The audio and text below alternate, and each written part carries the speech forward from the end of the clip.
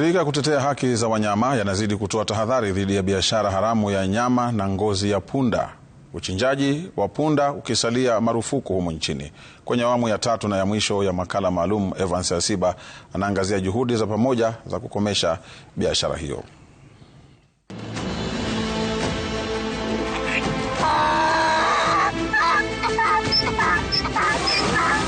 Serikali ilidinisha vichinjio vinne vya punda mwaka 2017. Lakini marufuku ikaweka mwaka 2020 kutokana na kupungua kwa idadi ya punda nchini. Kwa mujibu wa takwimu za shirika la kitaifa la takwimu KNBS, idadi ya punda nchini ilipungua kutoka punda milioni 1.9 mwaka 2019 hadi chini ya 500,000 mwaka 2024. Upungufu huo ulisababishwa na hitaji la ngozi ya punda Uchina. Lakini licha ya vichinjio hivyo vilivyokuwa na leseni kufungwa, biashara haramu inaendelea. In a quick 1 year we discovered actually we don't have the numbers, because 2009 census told us that we had 1.8 million donkeys. That number sounded like it was big enough, but it's not big enough for slaughterhouses that were doing 1,200 donkeys every single day. Uchinjaji wa punda hautishi tu kuangamiza punda nchini, bali pia ni hatari kwa afya ya umma. When donkeys are slaughtered, there seems to be a cartel that is smuggling skins out of Kenya, which is illegal. There is something that is happening on our roads, that lorries transporting these skins all the way from Turkana, all the way from Kidioko in Machakos, are passing our roads into the port of Mombasa. There is something wrong happening in the port of Mombasa. Baadhi ya maeneo hatari kwa punda ni Turkana, Kajiado, Kiambu, Machakos, Kitui, Embu, Kirinyaga, Isiolo na Marsabit. The single greatest challenge that we have is in our courts. When a case of someone who was illegally transporting donkey meat or any other illegal meat comes to a court, that case needs to be taken seriously. In most of our courts, actually, we are seeing those cases being thrown through the window. Mwaka 2025, wizi wa punda ulikithiri mno katika kaunti ya Turkana. Kama ni kwa wiki tunaweza kupata cases kama 7, kama 10, kulingana na vile watu wanaleta. Kwa soko ni hapa. Sile tuna recover ni kama tuseme 10 kama ni kwa mwezi. Lakini ile hatuwezi recover ni kama 20 kwa sababu kuna method wanatumianga. Kwa mshipa ya punda huwa inawekwa pressure pump.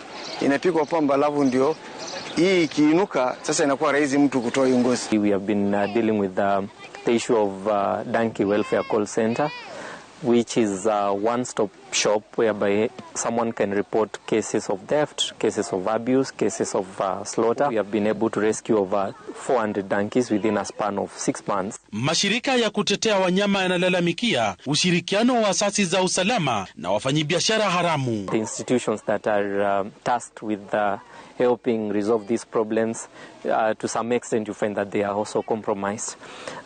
You move to the courts, you want to get justice for the victims, you move to court, you want maybe orders to intercept these donkey hides. You find that the system is slow. Huku wakuu wa vitengo vya usalama katika mikoa iliyoathirika wakiapa kupambana na maafisa wanaohusika katika biashara hii. In the event we find out that there is any officer who is colluding with the perpetrators of this illegal activity, then we will take the necessary disciplinary action, both on the officers and their commanders who allow such things to happen within their areas of jurisdiction.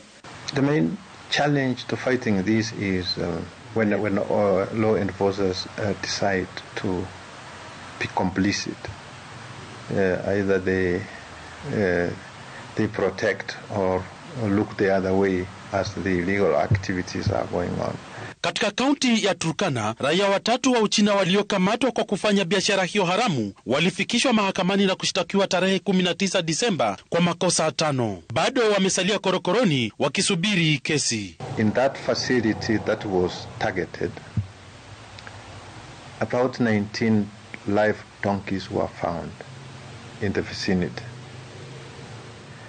There were also about 15 crates of donkey skin.